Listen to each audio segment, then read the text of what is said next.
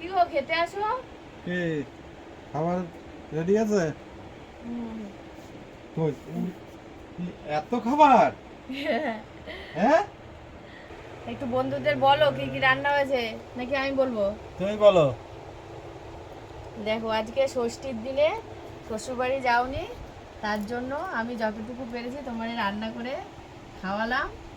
কী কী রান্না হয়েছে এখানে? রান্না করেছি হলো, এখানে রাইস করেছি, ফ্রাইড রাইস। এটা আছে বেগুনি, তার এটা আছে, এটা কি?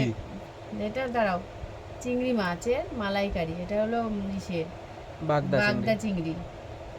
আর এখানে আছে খাসির মাংস, চাটনি, স্যালাড আছে। এখানে দু রকমের মিষ্টি, টক দই, আম, কাঁঠাল। এই সব খেতে এত পারবে তো? কিছু? খাই, বসে বসে খাই। খাও। তো দাও। কিরকম হয়েছে রান্নাটা তোমরা জানিও বন্ধুরা। তো আমি তোমাদের দাদাভাইয়ের জন্য আজকে রান্না করেছি এত কিছু, যতটা পেরেছি করেছি।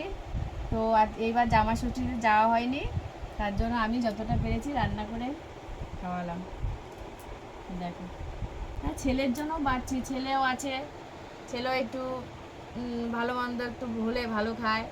আর বাবাও সাথে সাথে, ছেলের বাবাও তাই। তার জন্য একটু যতটা পেরেছি করেছি। তো কীরকম হয়েছে তোমরা সবাই জানিও কমেন্ট।